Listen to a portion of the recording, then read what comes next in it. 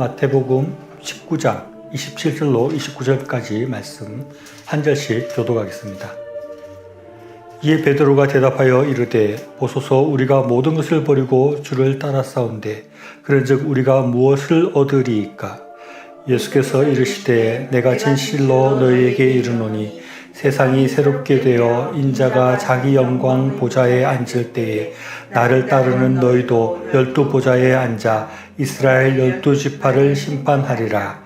또 내 이름을 위하여 집이나 형제나 자매나 부모나 자식이나 전토를 벌인 자마다 여러 배를 받고 또 영생을 상속하리라.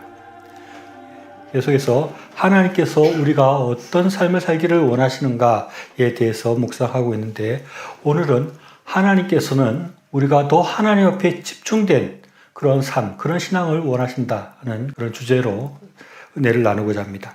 운기칠삼이라는 말이 있습니다. 이 말은 운이 7할이고 재주가 3할이다 하는 뜻입니다. 모든 일의 승패에는 운이 7을 차지하고 기술은 3밖에 차지하지 않는다 하는 것입니다. 결국 그래서 운이 따르지 않으면 일이 이루어지지 않는다 하는 뜻입니다. 아무리 열심히 노력을 하고 그렇게 했는데 운이 따르지 않으면 일이 잘 안 되는 것입니다. 근데 또 반대로 노력을 별로 하지 않은데 운이 좋으면 일이 될 수 있다 하는 그런 말입니다. 사람들은 살아가면서 이렇게 운기칠삼의 원리가 있다고 생각을 합니다. 외식을 하러 식당에 가보면 어떤 집들은 아주 잘 되어서 막 줄을 서 있는 그런 집들도 있고, 또 어떤 집은 장사가 안 돼서 망하는 집들도 굉장히 많습니다. 물론 음식 맛이나 위치나 인테리어나 여러 가지 차지하는 것들이 있는데, 어떤 집은 위치도 별로 좋지 않은 것 같고 별로 친절하지도 않은 것 같고 인테리어도 안 좋고 여러 가지 안 좋은데 물론 음식 맛은 좀 좋겠죠. 근데 더 잘 되는 집이 있는 것입니다. 충분히 어떤 집 가보면 충분히 맛있는 것 같고 다 좋은 것 같은데 별로 손님이 없거나 나중에 보면 망해 있는 그런 집들도 종종 보게 됩니다. 그래서 사람이 노력하는 것도 중요하겠지만 모든 일에는 운이 따라야 되는구나 하는 생각들을 우리가 많이 하게 되는 것입니다. 제가 최근에 만난 사람 중에 장사가 너무 안 돼서 괴로워하는 사람을 보았습니다. 이 사람은 음식점을 개업하기 전에 1년 정도 프랜차이즈 음식점을 하는 친구 밑에서 열심히 경험을 쌓았습니다. 또 그렇게 해서 다른 곳에 동일한 프랜차이즈 음식점을 차렸던 것입니다. 입지도 나쁘지 않고 음식 맛도 나쁘지 않았습니다. 오랜 기간 열심히 준비하고 열심히 일을 했으나 개업한 지 얼마 되지 않아서 코로나가 터졌습니다. 그래서 손님이 오지 않고 손님을 받을 수 없는 그런 상황이 되었던 것입니다. 그리고 나라에서 코로나를 지원해주는 보상금도 받기가 어렵습니다. 왜냐하면 보상금은 전년에 얼만큼 벌었는데 코로나 이후에 얼만큼 손해가 났는지를 보고 보상금을 주는데, 개업한 지 얼마 되지 않으니까 전년과 비교했을 때 그렇게 했을 때 받을 수 있는 돈이 별로 없었다는 것입니다. 그야말로 운이 없었다라고 할 수 있습니다. 나름 굉장히 오랜 시간 준비하고 또 재주를 갈고 닦았으나 그러나 예상치 못한, 어떻게 보면 사람이 도저히 생각할 수 없는 그런 일들이 닥쳐지게 되고 그야말로 운이 없이 사업이 어려워질 수밖에 없었다는 것입니다. 물론 반대의 경우들도 있습니다. 별로 오래 준비하지 않고 그냥 뭘 하나를 시작을 했는데 그것이 잘 되는 경우들도 있는 것입니다. 물론 그들이 잘 되는 이유가 또 굳이 찾아보면 있겠지만 그와 같이 별로 잘 그렇게 열심히 안 한 것 같고 그 망하는 사람에 비해서 특별히 잘했다는 것이 없는데도 잘 되는 경우가 있는 것을 보니 사람들은 이 세상을 살아가는데 운이 필요하구나 하는 것을 생각하게 되고 그 운을 잡아보려고 하는 사람들도 많이 있습니다. 최근에는 그런 소리를 많이 듣지 못했는데 대통령이 되고자 하는 사람들은 자기 조상의 묘지를 옮기는 경우가 많이 있었습니다. 조상의 부모나 조상의 묘를 좋은 곳에 옮기면 그 복을 받아서 대통령이 될 수 있다고 생각을 하는 것입니다. 대통령 선거할 때 거기 일하는 사람들이 우리나라에서 가장 머리가 좋은 사람들이 다 모입니다. 그리고 온갖 정보력과 온갖 노력들을 다 하는데 그것만 가지고 안 되고 운이 필요하다고 생각을 하니까 묘자리를 옮기는 그런 일을 하는 것입니다. 이것은 어떻게 보면 이렇게 머리 좋은 사람들이 생각해도 이렇게 많은 정보를 가지고 열심히 일을 해도 운이라는 것이 꼭 필요하다고 이 사람들이 생각하는 것이라는 것을 반증하는 것이라고도 할 수 있습니다. 제가 지금 이런 얘기를 왜 하는 것이겠습니까? 이 세상 일은 사람의 생각대로, 사람의 계획대로만 되는 것이 아니라 하나님의 인도하심, 하나님의 도움이 필요하다는 것을 말하기 위함입니다. 잠언 16장 9절 말씀 보면 사람이 마음으로 자기의 길을 계획할지라도 그의 걸음을 인도하시는 이는 여호와시니라 라고 말씀하고 있습니다. 또 잠언 19장 21절 말씀에서도 사람의 마음에는 많은 계획이 있어도 오직 여호와의 뜻만이 완전히 서리라 라고 말씀합니다. 그렇게 지혜롭고 세상의 모든 권력을 가졌던 솔로몬 왕도 인생을 살아보니까 내 계획대로 되는 것이 아니라 하나님의 계획대로 되는구나 하는 것을 느꼈다는 것입니다. 내가 아무리 노력하고 내가 최선을 다한다 할지라도 하나님의 인도하심이 필요하다는 것을 고백했다는 것입니다. 우리의 삶에는 이렇게 운이 필요한 것입니다. 다르게 표현하면 하나님의 인도하심, 하나님의 복이 필요한 것이 우리의 인생이라고 할 수 있습니다. 그렇다면 우리는 과연 이런 하나님의 복, 또 하나님 주시는 운을 우리는 어떻게 얻을 수 있는 것일까요? 신명기 4장 29절 말씀 보면 그러나 내가 거기서 내 하나님 여호와를 찾게 되리니 만일 마음을 다하고 뜻을 다하여 그를 찾으면 만나리라 라고 말씀하고 있습니다. 또 신명기 6장 4절 5절 말씀 보면 이스라엘아 들으라 우리의 하나님 여호와는 오직 유일한 여호와시니 너는 마음을 다하고 뜻을 다하고 힘을 다하여 내 하나님 여호와를 사랑하라 라고 말씀하고 있습니다. 하나님은 오직 한 분인 여호와 하나님 뿐이라고 말씀하고 있습니다. 조상의 묘를 옮기거나 부적을 붙이거나 구슬한다고 해서 되는 문제가 아니라는 것입니다. 온전히 우리가 하나님을 찾고 하나님을 만날 때 그럴 때 하나님께서 우리와 동행하시고 우리와 함께 계시고 우리를 인도하시고 우리에게 복을 주셔서 우리가 더 좋은 삶을 살게 되고 그야말로 세상 사람들이 원하는 운 좋은 삶을 살게 된다는 것입니다. 그런데 우리가 이 말씀 가운데 주의 깊게 보아야 될 것이 있습니다. 그것은 마음을 다하고 뜻을 다하여 라고 말씀하고 있습니다. 29절에서는 마음을 다하고 뜻을 다하여 그를 찾으면 이라고 그를 찾으면 만나리라 라고 말씀하고 있습니다. 또 신명기 6장 5절에서는 내 마음을 다하고 뜻을 다하고 힘을 다하여 내 하나님을 사랑하라 라고 말씀하는 것입니다. 우리가 대충 조금 찾는 것이 아니라 조금 하나님을 사랑하는 것이 아니라 마음을 다하고 뜻을 다하고 힘을 다하여서 하나님을 사랑하고 하나님을 찾아야 된다고 말씀하고 있습니다. 이것이 아주 중요합니다. 이렇게 마음을 다하고 뜻을 다하고 힘을 다하는 이것이 있을 때 우리가 하나님의 복을 받게 되고 우리가 원하는 운이 좋은 그런 삶을 살게 되는 것입니다. 오늘 읽은 본문 마태복음 19장 27절 말씀 보면 이에 베드로가 대답하여 이르되 보소서 우리가 모든 것을 버리고 주를 따라 사온데 그런즉 우리가 무엇을 얻으리까 라고 말하고 있습니다. 이 말씀은 이 앞에 있는 말씀들과 연결되는 말씀인데 앞절에서 부자 청년이 예수님을 찾아와서 어떻게 해야지 영생을 얻겠습니까? 라고 물었을 때 예수님은 가서 내 소유를 팔아 가난한 자들에게 주라. 그리하면 하늘에서 보화가 내게 있으리라. 그리고 와서 나를 따르라 라고 말씀하셨습니다. 그때 이 부자 청년은 자신의 재물을 포기하지 못하고 예수님을 온전히 쫓아가지 못했습니다. 그것을 보고 베드로가 우리는 모든 것을 버리고 주님을 쫓았고 주님을 따랐는데 우리가 무엇을 얻겠습니까? 라고 묻는 것입니다. 그때 예수님은 마태복음 19장 28절로 29절에서 내가 진실로 너희에게 이르노니 세상이 새롭게 되어 인자가 자기 영광의 보좌에 앉을 때 나를 따르는 너희도 12보좌에 앉아 이스라엘 12지파를 심판하리라. 또 내 이름을 위하여 집이나 형제나 자매나 부모나 자식이나 전토를 벌인 자마다 여러 배를 받고 또 영생을 상속하리라 라고 말씀하십니다. 이렇게 제자들은 영생을 얻고 12보좌에 앉게 되고 또 이 세상에서 여러 배를 받게 되는데 이 부자 청년은 무엇이 부족해서 그런 것들을 받지 못했을까요? 그것은 마음을 다하고 뜻을 다하고 힘을 다하여서 주님을 쫓지 않았기 때문이라고 할 수 있습니다.